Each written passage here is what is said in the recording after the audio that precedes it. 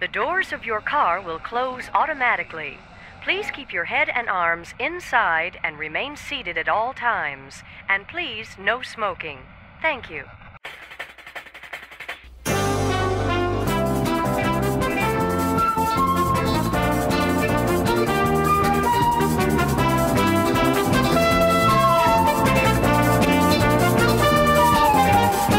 Matterhorn Matt presents Matterhorn Mondays. Hey there, Mountaineers. Welcome to episode 38 of Matterhorn Mondays. I'm your host, Matterhorn Matt, and today I'm joined by Mr. Dallin from Offhand Disney. Why don't you say hello, Dallin? Oh, yeah. I'm here. How's it going, everybody? And for the viewers who don't know what kind of videos you make, why don't you go ahead and explain what kind of videos you make to all the viewers out there? Well, I make just a variety of content. I make Disney history videos, Disney present, Disney future videos. I make all sorts of things. I like talking about specifically theories that I have about Disney parks, whether that be Disneyland, Disney World, or the overseas parks. Nothing is off limits. Even sometimes I'll get into the movies. So that's what my channel is mainly centered around. Yeah, guys, he makes really awesome videos. We've had him on the show a couple times before, so you should already know who Dallin is. But in case you don't, link to his channel will be down in the description. And hello, everybody! It feels so nice to be able to read your guys' chat again. I missed being able to interact with all of you live. So thank you all. Let's see, who is here today? Amelia, Sam, Avery, Jeremy. Yeah, thank you all, everybody else, for joining and for tuning into Matterhorn Mondays. Yeah, Avery says hola. Dallin. Jeremy gives a smiley face. Sam says theories that happen to include Jean Lafitte. Oh yes, Jean Lafitte is one of our... Very prominent. Yes. Alright. So, let's go ahead and get into our first topic, which is mobile ordering coming to Disneyland. I'm very excited for mobile ordering coming to Disneyland. I feel like this is the next sort of push that Disney is going to be making. Just because I can order Five Guys from my phone and have it ready to be picked up when I get there. And it didn't really make any sense for Disneyland to not have that. So I'm going to read straight from, let's see, disneyland.disney.go.com. Very long URL, but mobile ordering and beverage ordering coming soon. Order at select Disneyland Resort quick service restaurants using the Disneyland app on your mobile device. Save time by ordering from your device. Save time. I'm not going to read this whole thing, but basically you're going to be able to, I'm not sure. I saw the option on the Disneyland app, but I'm not 100% sure if it's officially rolled out or if it's like rolling out in stages. But yeah, so basically you can use mobile order. Guests will be able to easily select menu items from participating locations, customize their orders, and prepay on the app. As an added convenience, guests will select an arrival time window for pickup, and annual pass holders will be able to apply their discount to meal purchases using the app. So yeah, like I said, I'm very excited for this because it's not really a lot of fun when you go to Disneyland. I mean, of course when you go to Disneyland, you plan on waiting in lines for the rides, but you don't really take into account the wait times for different restaurants. So I feel like this is gonna really make a lot of people's vacations easier. Hopefully. I know it'll definitely make my vacations easier. But yeah, like I said, I can order I think I can order McDonald's from my phone and have that be able to pick that up from when I get there. So it's really great that Disneyland is finally adding mobile ordering. And Dallin, what are your thoughts on Disneyland adding mobile ordering to the parks?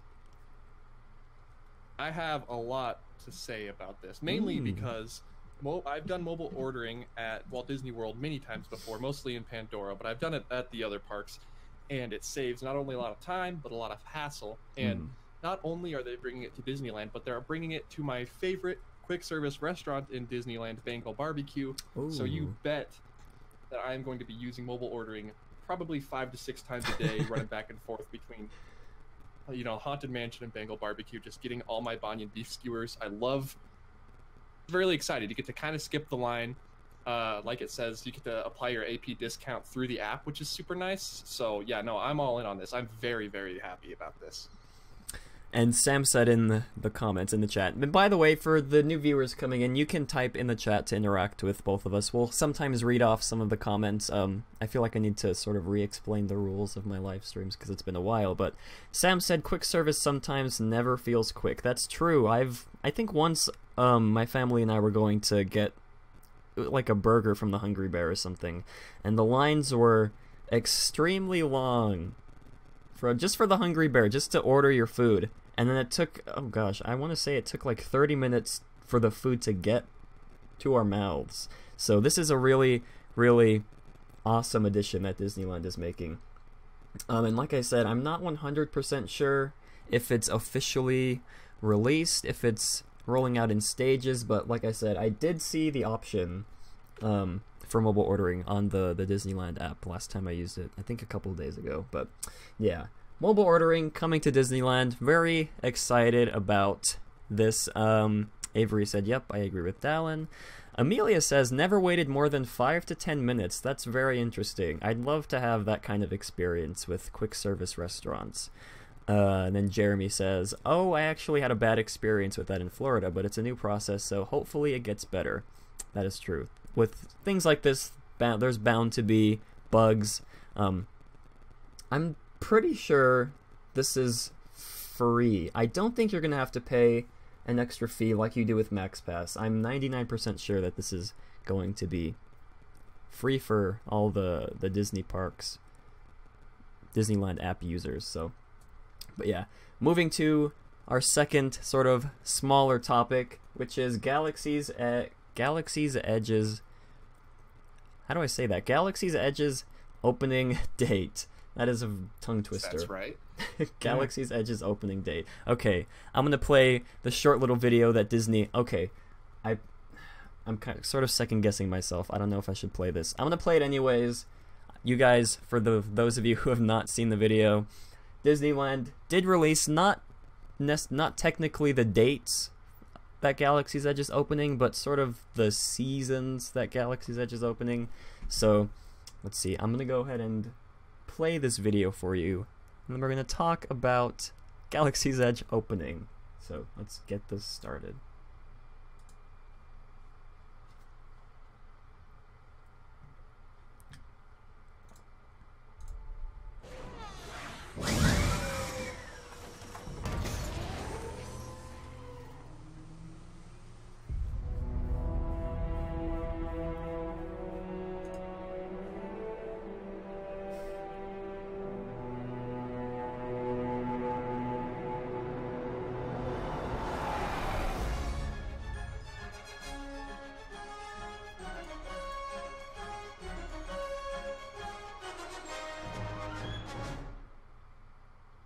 Okay, like I said, it was a short video, but let's see. Moving on to the Disney Parks blog post that they released in conjunction with this video. Quote, while we are still hard at work creating our largest single themed land expansions ever, I have some exciting news to share today. Star Wars Galaxy's Edge will open in summer of 2019 at Disneyland Resort and in late fall 2019 at Walt Disney World Resort, where guests will land in the middle of the action as they live their own Star Wars stories. So this does sort of, I don't know if it was officially confirmed before this sort of release, or this video that was released. This does confirm that the Walt Disney World version is sort of behind schedule in compared to the Disneyland version, but summer 2019 at Disneyland Resort is when Galaxy's Edge is opening. Gosh, we've talked about Galaxy's Edge a lot on this show. I feel like you already know a lot of how we feel about Galaxy's Edge, but I want to ask Dallin. I don't think I've ever asked you this question before. What are your official thoughts on Galaxy's Edge being in Disneyland and sort of taking up so much space? Oh, official thoughts, I suppose. You can write this down, attribute this to me. I am excited for... I mean, I love Star Wars. I love Marvel way more. I'm way more excited for Marvel Land, but that doesn't mean I don't like Star Wars. I love Star Wars, and I'm really excited for the amount of immersiveness. Is that a word? Immersiveness. It's a word now. How alive the land is going to be with, cast members becoming these characters and shows, quote unquote, happening on the rooftops, and just wherever you go, you can, build up a bounty if you do good on the Millennium Falcon attraction. I feel like this is going to be the first truly immersive land that Disney has ever made. They did a kind of a test run with Pandora, because the theming in Pandora Disney has ever done, just immersive wise, how you're not in a Disney park anymore, you're in Pandora. It's going to be kind of like that when you walk into Galaxy's Edge. You're not going to be at Disneyland, you're going to be on the planet. I could be wrong, I'm just guessing, but you're going to be there. I don't know, I'm just really excited for what this means. Expansion to Disneyland, taking all the people away from the queue of the Haunted Mansion, so I can just go on it over and over again, and for the future of Disney theme parks, where it's just future expansion, and even for other existing lands, maybe making Frontierland fully immersive with sheriffs and deputies and outlaws and stuff, or making Main Street USA immersive the same way Galaxy's Edge is. It's just something I'm really interested to see and hope happens in the future, and that Galaxy's Edge is the first step to that future. Absolutely. My opinions, sort of, I'm excited for Galaxy's Edge. I agree with you. Man, I don't know. I'm sort of hesitant to call myself a Star Wars fan after the last couple movies, but I'm a Star Wars fan, but I do, like Dallin said, I do like Marvel more than Star Wars. I never thought I'd say that, liking Marvel more than Star Wars, but I am embrace it, okay. I do, yeah, but I am very excited for Star Wars Galaxy's Edge to open in Disneyland. Again, I've said this a lot, Alex and I have said this a lot on the show, I wish it wasn't in Disneyland. I wish it was in a third park, or even California Adventure would be perfectly fine with me.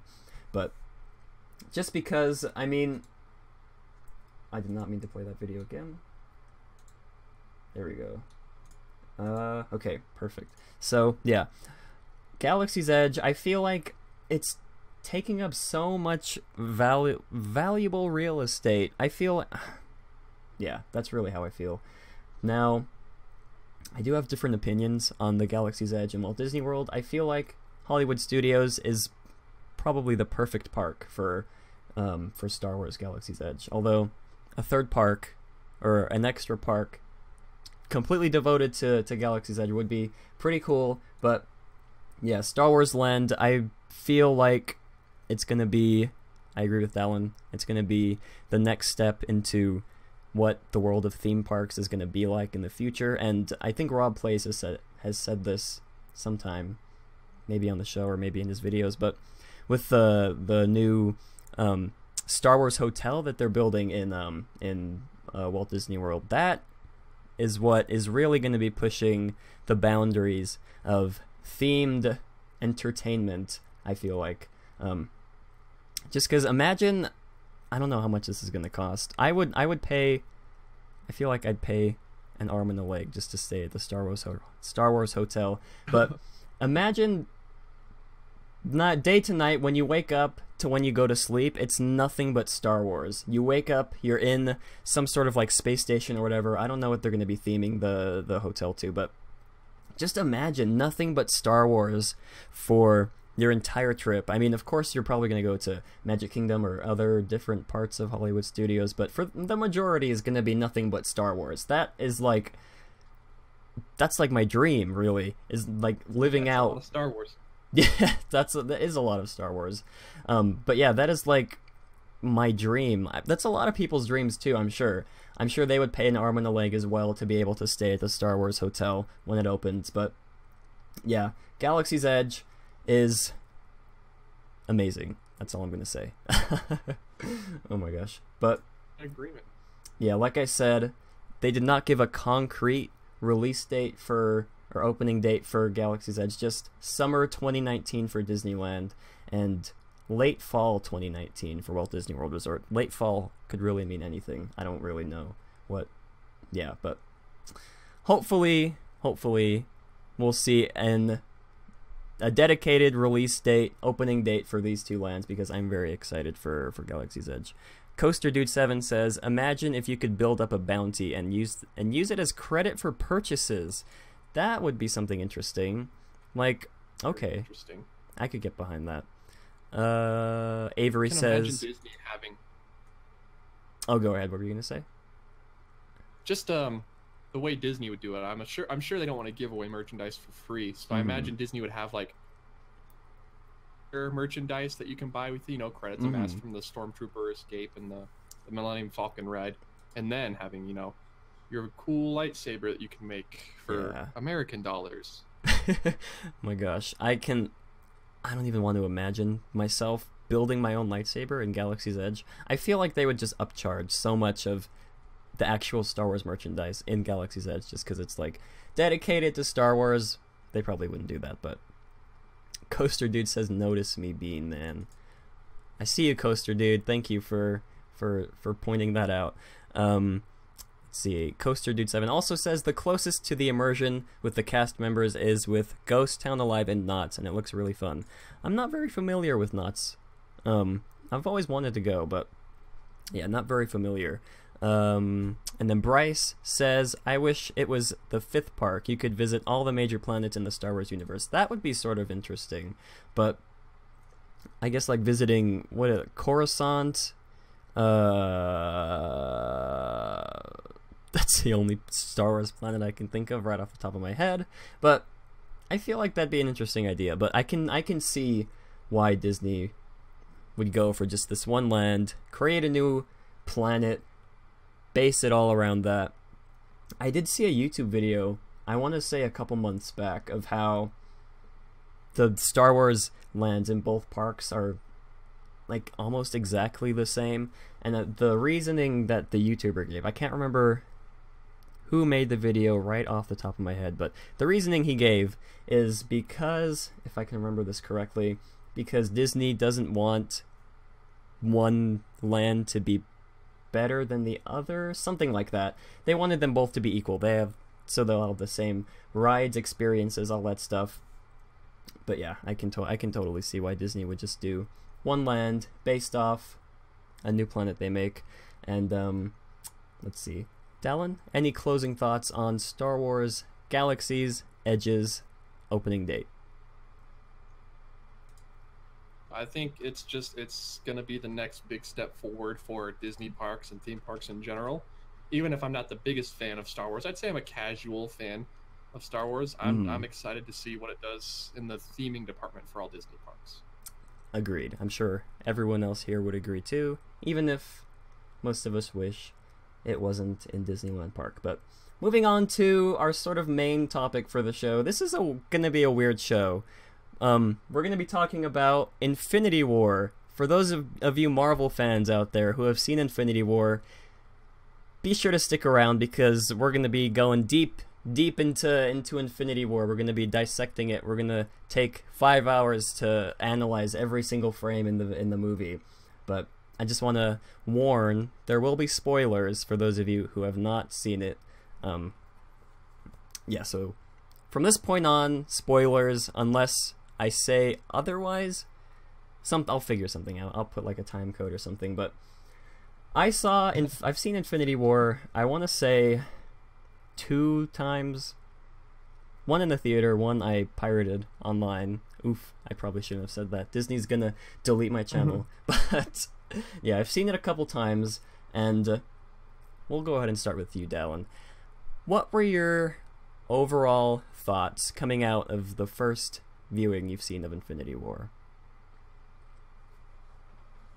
Coming out of the movie, my number one thought was I'm not going to be able to wait a whole other year to see the Avengers 4, the next part of Infinity War. Yeah, man, it starts with a bang. It starts off, you know, you're in for it's not going to be like every other, you know, they're cracking jokes. Obviously there are jokes, but it's way darker, and the stakes are way higher, and whole implication it has for the Marvel universe with the original Avengers being the only ones who survived. Yes. That's pretty big. That's Marvel was expecting, Iron Man's gonna die, Captain America's gonna die, Thor's gonna die. Everyone's saying that these original Avengers are gonna not make it through the movie, but Disney and Marvel are expert storytellers, as we all know, and flipped it on its head, while also making it just a fun movie to watch at the same time while everything's crumbling. I just think it was draining. It was probably the best movie I've seen in a long time, and I'm saying that as a Marvel fan and as a movie fan. Yeah, that's really weird to say, because I agree with you. This is one of the greatest movies I've seen in a long time. And yeah, it's really weird to say that about a comic book movie. But I do love these Marvel movies. I've been with them since the very beginning, since Iron Man, and now up until Infinity War. But yeah, I absolutely... Gosh, I'm trying to think of something else to say other than I absolutely love this movie, but that's really all I can put into words. I really did enjoy this movie a lot. I did not expect it to go the way it did. Like you mentioned, it starts off, sets the tone right away. No music during the Marvel sort of intro logo, just the distress call from the Asgardian ship. Yeah, that sort of really sets the tone for the whole movie. No fancy music, no Spider-Man music like they did with Homecoming. But yeah, right off the bat, it just gets right into the thick of it. You see Thanos. He pretty much, I believe from what I've read online, he pretty much killed half of the Asgardians on the ship.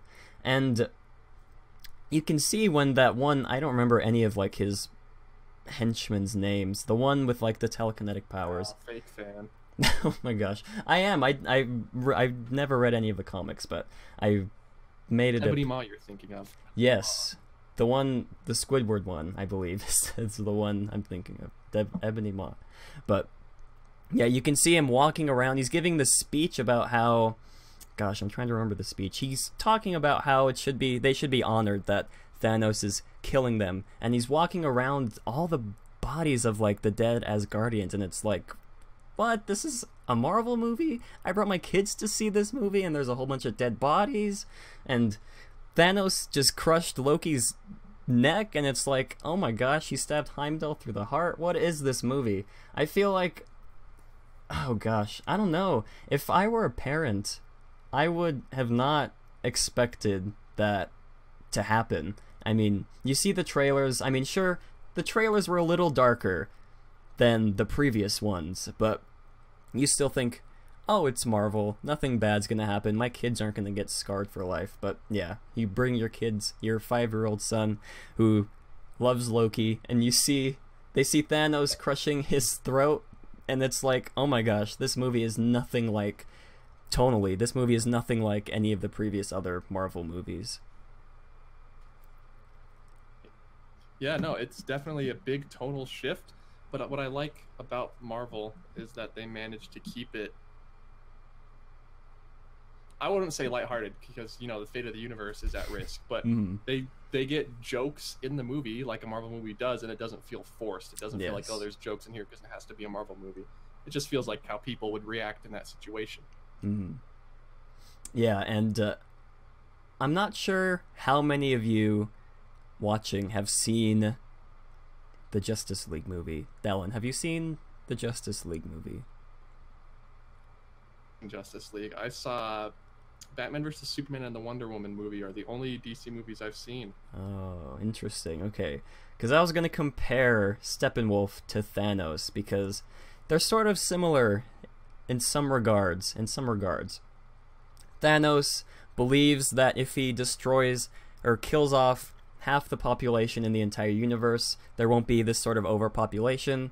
And I'm trying to remember what Steppenwolf's motivation was during the Justice League movie, and the only thing I can sort of think is he just wants to terraform Earth to make it like a hell world, which is kind of weird because that's what General Zod wanted to do in Man of Steel, and that didn't really make any sense. But Yeah, it's like comparing the Justice League movie. The Justice League movie has, I'd argue, more popular characters than most Marvel movies that come out. I mean, you have Superman and Batman. Those are like two of the most iconic superheroes ever. And DC managed to, I don't know how they managed to do it. They managed to completely fall flat on their face when it comes to Justice League. While on the other hand, Marvel is like doing amazing with characters like Groot, Rocket Raccoon. It's just like, it's really night and day comparing these two franchises to each other. And I just really wonder what was going through DC's mind when they watched Infinity War. Wondering what they're going to be doing to try and fix their cinematic universe, because with the Justice League, it really, especially Batman v Superman and Man of Steel to an extent as well, it really divided a lot of those comic book fans right through the middle. I remember seeing the trailer for Man of Steel all those years ago. I think it was 2014 it was released. I remember seeing the trailer. I remember thinking, oh, hey, a Superman movie. Because I don't think I'd ever seen any of the Christopher Reeve superhero or Superman movies. I think I saw the one with, I can't remember his name. The newer one before Man of Steel. But I remember thinking, oh, this is cool. It's sort of like a realistic take on what would happen if Superman actually existed in our world. And that's sort of really the theme that carries through all the rest of the DC movies, with Wonder Woman sort of to an extent, Batman v Superman, and then with the Justice League, it's really a complete tonal shift, because as many of you know, Zack Snyder had to leave directing the Justice League because of his daughter's death. But I've seen a lot of articles. I really don't like talking about this because it's sort of not, it just feels kind of weird to talk about. I've seen articles saying that DC pushed out Zack Snyder because they didn't like the reaction from Batman v Superman. They wanted to take it in a different direction. And I remember seeing articles saying that, and that Zack Snyder used his daughter's passing as sort of an excuse to sort of cover up the fact that DC fired Zack Snyder, basically. And that's kind of like weird to think about. I don't really believe that happened. But yeah, Justice League, comparing Infinity War to Justice League is like comparing, let me try to think of an analogy. It's like comparing, I can't think of an analogy. I can't think of anything funny to say, but gosh. Yeah, I compare Pirates of the Caribbean to like Superstar Limo. They're both dark rides, both made by Disney, similar superhero movie genres. It's just one does it a whole lot better. Yes, absolutely. But yeah, I don't really want to talk about DC movies ever again. But back to Infinity War, like we said, this is a complete departure from all the other Marvel movies. The only really moody Marvel movie that I can think of is maybe the second Thor. That one's kind of dark. That's really the only one I can think of. I'm probably missing a couple. But again, this sort of Marvel Cinematic Universe, it's sort of on the take, like, what if these superheroes existed in our world? That was like a huge part in Civil War with the Sokovia Accords, all that stuff.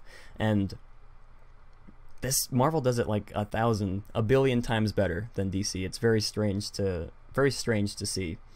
But yeah, this movie, I was trying to imagine while I was sort of sitting on how I was feeling about this movie. I was trying to imagine what someone who had never seen any of the other Marvel movies before this, like their friend dragged them along, hey, come see Infinity War with me, I need an extra person to come with me, or I have an extra ticket, and they've never seen any other Marvel movies before this one, and they sit down to see this. I'm imagining them being very confused as to what's happening, because this movie gives so much faith into the audience that they've seen that they know who these characters are. They know who Iron Man is. They've been following him for the better part of 10 years almost. And they know Thor, they know Captain America. It's a very brave movie. It feels weird to say. A very brave movie.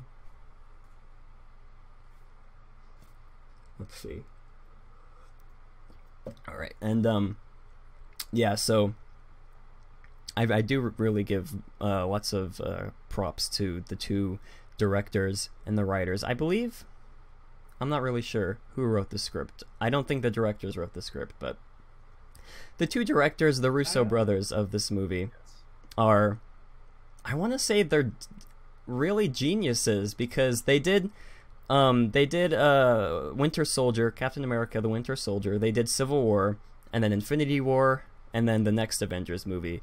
So that's 4, or I guess 3, because the next one hasn't come out. That's 3 movies they have under their belt that are really 3 of the greatest movies out of the entire saga of movies that has been released so far. They're really like secret geniuses. I really applaud them for how they managed to structure this movie and fit all the characters in together.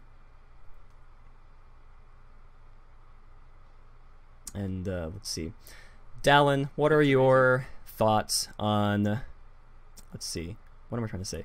What are your thoughts on the plot of Infinity War? How do you feel the Russo brothers did on carrying the legacy from all of the previous other Marvel movies who have introduced all these amazing characters? How do you feel do you think they did justice to a lot of the characters in this movie?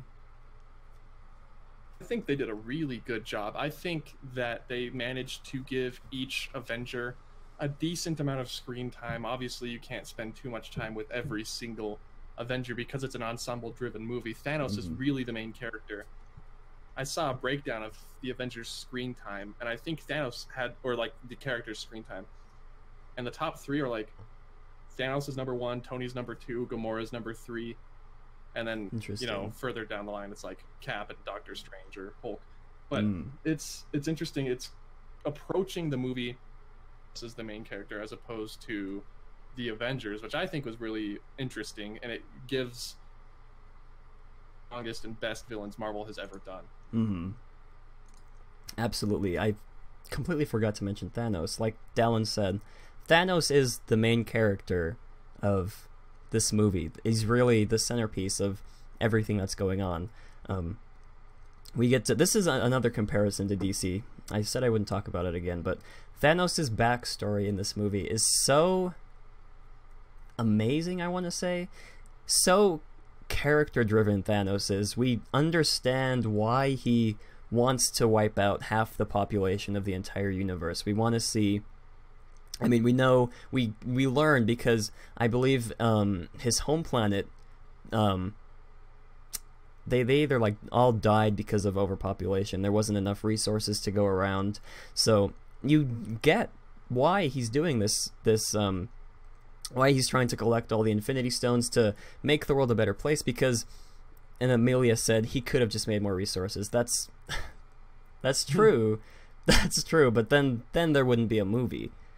There wouldn't be a movie if he did that. But Riven, as a villain, he only sees this one goal in mind. He only sees, everything being perfectly balanced as the solution. Self as the hero in this story. So I think that's what makes him a great character. Yeah, like you said, he's like the hero in the movie. That's really weird to think that the villain is the hero of the movie, because like we said, this is Thanos' movie. This could have been titled Thanos the Movie and the Avengers Try to Stop Him as the subtitle. But yeah, Thanos, gosh, Josh Brolin really did amazing work with Thanos. I mean, I was sort of iffy on seeing him in Guardians of the Galaxy, and oh gosh, I think that's really the only movie Thanos is in where he plays sort of like an important role, or where he's like actually doing stuff, because of course we get the teaser at the end of the first Avengers, but he didn't really do anything. And I think he was in one of the post-credit scenes of another movie, I can't remember. But Josh Brolin really did an amazing job bringing life to Thanos. I really can't say anything more. Josh Brolin did an amazing job when it comes to bringing Thanos to life, to helping us understand his motivation. Even when, okay, yeah, I said spoilers, so this is like a huge spoiler. Even when Thanos and Gamora, they go to try and get the Soul Stone, and the I guess like the guardian of the Soul Stone, the Red Skull guy from the first Captain America movie, he tells Thanos that the Soul Stone requires a sacrifice of something you love, and it shows Gamora laughing and telling Thanos that he doesn't love anybody, and that he's never going to be able to get the Soul Stone because he doesn't love anybody. And then we get this shot of Thanos, like over the shoulder shot of Gamora, focused on Thanos. He turns around and there's tears in his eyes because he knows he has to sacrifice Gamora to get the Soul Stone. And it's amazing because we see him cry because I forgot to mention in the sort of earlier in the movie, we see where Thanos, I guess, like invaded Gamora's homeworld, and I guess he like killed half of their population. That's sort of what that was. And he sort of takes on Gamora as his daughter. So he really does have an emotional connection to Gamora. I believe in Guardians of the Galaxy, he calls Gamora his favorite daughter. And like I was saying, we see Thanos crying because he knows he has to throw her off the cliff to get the Soul Stone. And Gamora, of course, at first doesn't realize this, and once she actually realizes what is happening, she tries to run away. There's no sound, I believe. I'm pretty sure there's no sound in the whole scene.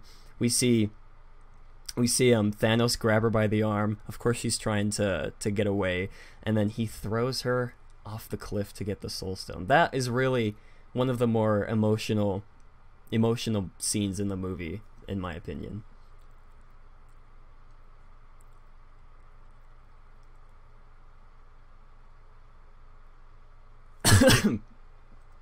But yeah, we see. So, Dallin, what are your thoughts on Thanos's character as a whole in this movie? I think he was really well done. I think Josh Brolin, like you said, did an amazing job. They wrote him as the main character, so we spend most of the time and getting to know his motivations.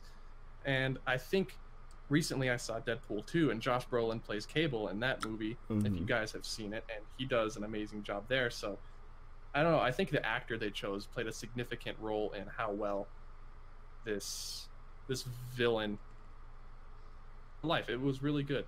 So yeah, Thanos, amazing. Really, I have nothing but praise to give to this movie. Really, it's, gosh, like Dallin said, I cannot wait another year to see the sequel to this movie. It's just, I mean, I was gonna say I wouldn't mind sitting in the theater for 5 or 6 hours for just one non-stop movie, but I mean, of course, feature. Yeah, like but of course, I can imagine, we all can understand why Disney wouldn't want to do that. But, and I believe the Russo brothers did say that this next Avengers movie is going to be totally different than the movie we got, than Infinity War, which sort of threw me for a loop. I honestly don't know what to expect from the next movie. I mean, of course, the heroes are going to somehow have to save the day, have to defeat Thanos, get all the Infinity Stones back, fix everything. But I just don't know how they're going to do that. I was trying to piece it together in my head, and of course the end credits scene where Captain Marvel is teased. I'm sure she's going to play a huge role in the next movie. She's probably going to be one of the major people who helps defeat Thanos. But yeah, I'm not really sure what to expect from the next movie. All I know is that next year cannot come soon enough, because I need I need to know what is happening. This is how you know they made a great movie. How all of us cannot wait a whole year, not even like 2 or 3 years. We can't wait a single year to see the conclusion of this amazing saga of movies. That's just, yeah, like I said before, major kudos to the 2 directors of the movie. And yeah, so let's see, I'm trying to think of other things. So like we said, Thanos is the main character of this movie. All of the Avengers play sort of a secondary role. I guess we can get into sort of some of the things we didn't really like about the movie, and of course this is going to be a sort of short list, but one of the things I didn't really like, and I saw someone mention it in chat earlier as well, this movie sort of, I feel like, completely ignored Thor Ragnarok to some extent. Let's see. And yeah, I feel like, because in Thor Ragnarok, Thor is introduced as a sort of a completely different Thor, really. He's funny, he's sort of, I think he has like a lot of meta jokes. I can't remember much from the movie, but, and then in this movie, Thor is like back to his old boring self from the previous Thor movies, from the previous Avengers movies, and that was sort of jarring to me. I'm trying to think of other problems I had with the movie. Well, I guess a big problem is that it should have been 3 hours longer. But let's see. Dallin, what were your major problems, if you had any, from Avengers Infinity War? I really did not have any problems until I started looking into different reviews, and like I said earlier, it's kind of hard to get enough time with each superhero. I feel like Captain America was kind of left behind when it came to like the Marvel trio of Iron Man, Thor, and Captain America. Iron Man, Thor really got to shine. Captain America, not so much. Other than that, I don't know. I feel like it was a pretty solid movie. Just maybe some pacing here and there. Yeah. But most of the parts of the movie I feel were really well done.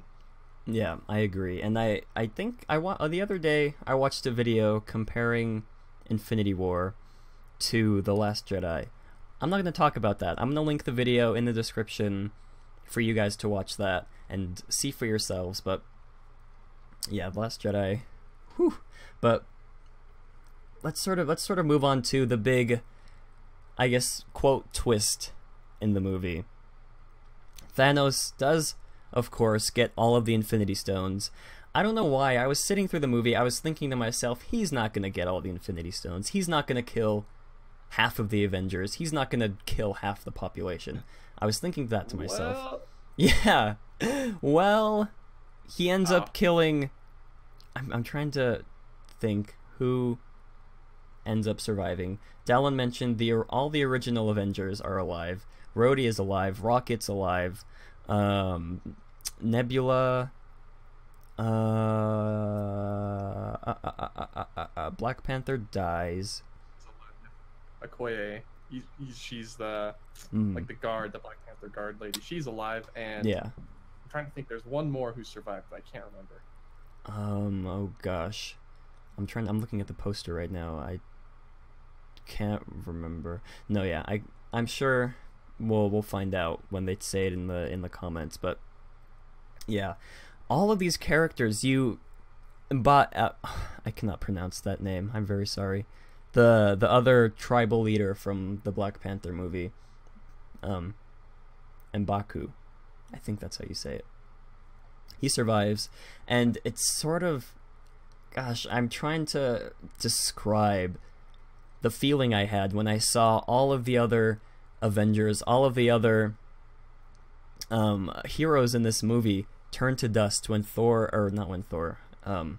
when Thanos eventually does snap his fingers and wipes out half the population of the entire universe. You see, gosh, there is like a tweet by James Gunn where he says Groot's last words to Rocket was father or daddy or dad or something like that, and that was like, oh my gosh, they didn't it's just, you just don't expect that to happen in a Marvel movie. And watching the scene where the Thanos snaps his fingers and it's back to Tony, Spider-Man, Doctor Strange, and what's her face, Nebula, and we see the Guardians out there. They start disappearing, and then Spider-Man. So I think I read somewhere where it's like they describe it as his Spidey sense goes off, and he realizes that something's wrong, that something's gonna happen, and we see Spider-Man like clinging to Tony Stark because he knows that something's gonna happen to him, and he lays him down on the floor, and then Spider-Man just says, "Mr. Stark, I'm sorry," something like that, and then he just fades away. Yeah. That was another really emotional part in the movie. That was really gut-wrenching to me because Spider-Man is my favorite character in the Marvel Cinematic Universe, and just seeing him with the whole dynamic. Oh, you go ahead. I've been talking for so long. What were you saying, Dallin? Right. Spider-Man, definitely my favorite Marvel character ever since I was a little kid. I was a mess in the theater during that part, and I wanted to say that I noticed something that lots of the Avengers, not all of them, but lots of them go to who they trust, or like people who they look up to. Bucky goes to Steve, Drax goes to Peter, Quill, not Parker. Peter Parker obviously goes to Tony. Other one, I can't remember, but oh yeah, Groot goes to Rocket. So there's obviously like, it's, I don't know, just the way they wrote that whole scene ruined me.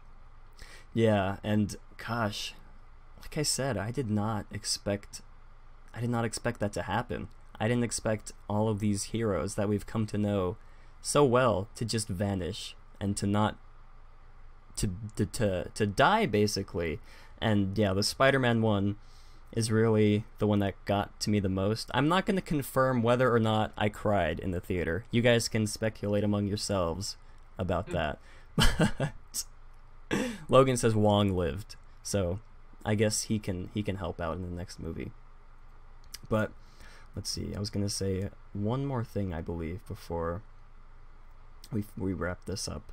Well, while I try to remember, Dallin, what are your closing thoughts on everything we talked about moving forward? What do you hope to happen in the next Avengers movie? Well, I don't know. Avengers 4, I feel like, is going to be a completely different beast than Infinity War. I feel like we've seen the set photos for, like, time travel may be involved, alternate universes may be involved. If you've seen the set photos, I'm not sure if we've all seen them, but there's shots. I'm not going to spoil it, obviously, because the movie hasn't even come out yet. But it's, I don't know. They're going to take down Thanos somehow. Maybe they won't. I have no idea what to expect going to this next movie. I kind of knew what to expect going into Infinity War. I knew stuff was going to get all messed up. But this next one, I have no idea where they gotta go from here. So yeah. Yeah, and I don't know. I'm sort of worried. Is the next movie gonna be able to top this movie? Because this movie made like $1 billion in just like not even a week. In like 6 days, it made $1 billion. I don't know if the next movie is gonna beat it. I mean, of course there's gonna be the diehards like Dallin and I and all of you guys who are gonna go to the movie excited, anticipating. You've been waiting a year to see what happens, to see the conclusion of the story of the culmination of all these movies. But I don't know. I really don't know if it's gonna live up to my expectations. Right. Because I went into Infinity War. I was thankfully nothing was spoiled for me like any of the other big blockbuster movies. I always managed to get something spoiled to me, but Infinity War was the first one where I intentionally avoided all the TV spots. I only watched like the first and second trailers. I stayed off Reddit for like a month so I wouldn't get spoiled. Stayed off Twitter, and yeah, I don't know if the next movie is going to live up to my expectations, but I definitely sure hope it does. That's all I have to say. And let's see. I think that's gonna wrap up this sort of discussion on Infinity War. I might make another in-depth video because I haven't done the Matterhorn movies in a while. Wink, wink. I might make an in-depth video. It might be too late for that, but anyways, I think that's gonna wrap up this episode of Matterhorn Mondays. Thank you all for joining. Oh, Coaster Dude said I got a lot spoiled. I'm sorry, Coaster Dude. That's like the worst feeling in the world. I'm so sorry. I feel for you. But Dallin, any closing thoughts on any of the topics we discussed, whether it be mobile ordering, Infinity War, or Star Wars Galaxy's Edge? Covered it all. I'm just excited for the future Disney movies, Disney parks. I feel like it's going to be bright, so can't wait for that. Absolutely. Totally agree. And yeah, that's going to wrap up this episode of Matterhorn Mondays. Thank you all for joining. I don't have the normal script I read off of, so I'm going to wing this. We want to know all your thoughts on all the topics we discussed, whether it be mobile ordering, Star Wars Galaxy's Edge, or Infinity War. And please, in the comments, bear in mind, not a lot of people. There's still some of the people who have not seen the movie, so no spoilers in the comments. Or if you do intend on posting spoilers in the comments, make sure there's like a warning with 50 spaces to separate, so no one gets this movie spoiled. But yeah, make sure you comment down below, like I said. Check out Dallin's channel. Links will be in the description. He makes amazing videos. Like I said earlier, everyone should be subscribed to Offhand Disney. He makes awesome videos. And make sure to follow both of us on Twitter and subscribe to or donate to us on Patreon. All the links will be in the description as always. And have a great, big, beautiful tomorrow.